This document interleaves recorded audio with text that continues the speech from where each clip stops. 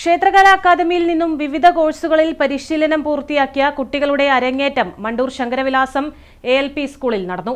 Malabar Devaswom board commissioner TC Biju ഉദ്ഘാടനം ചെയ്തു. സംഗീതത്തിനെ പറ്റിയും അതുപോലെ തന്നെ കർണാടക സംഗീതത്തിലെ വിവിധ രാഗങ്ങളെ പറ്റിയിട്ടും ഒക്കെ മാഷ് പറഞ്ഞ ഒരു അറിവ് അത് വലിയ രീതിയിൽ അവിടെയുള്ള ആളുകളൊക്കെ സ്വാധീനിച്ചിട്ടുണ്ട്. ആ വീഡിയോ പലരും പങ്കുവെച്ചും ഒക്കെ വാട്സപ്പിലും അതുപോലെ തന്നെ മറ്റു മാധ്യമങ്ങളൊക്കെ വലിയ രീതിയിൽ പ്രചരിപ്പിക്കുന്ന ഒരു സന്തോഷകരമായ വാർത്ത കൂടി ഞാൻ നിങ്ങളെ അറിയിക്കാം. നിങ്ങളുടെ നാട്ടിലെ മാഷയ്ക്ക് നിങ്ങൾ 100 മാർക്ക് കൊടുക്കേണ്ടതാണ്. ക്ഷേത്രകലാ അക്കാദമിയിൽ നിന്ന് മോഹിനിയാട്ടം പ്രാഥമികം, മോഹിനിയാട്ടം തുടർ കോഴ്സ്, ശാസ്ത്രീയ സംഗീതം പ്രാഥമികം എന്നീ കോഴ്സുകളിൽ പരിശീലനം പൂർത്തിയാക്കിയ കുട്ടികളാണ് അരങ്ങേറ്റം കുറിച്ചത്.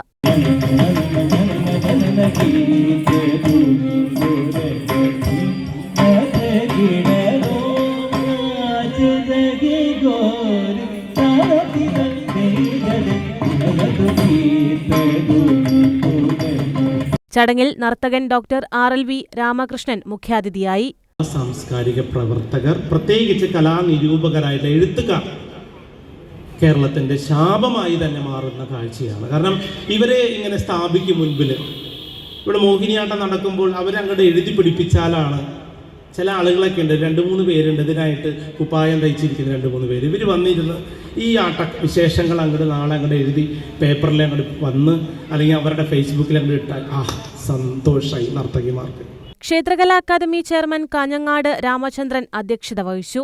കേരള കലാമണ്ഡലം നിർവാഹക സമിതി അംഗം ഡോക്ടർ കലാമണ്ഡലം ലത ഇടവലത്ത്, പ്രമുഖ സംഗീത സംവിധായകൻ രതീഷ് പല്ലവി എന്നിവർ വിശിഷ്ടാതിഥികളായി.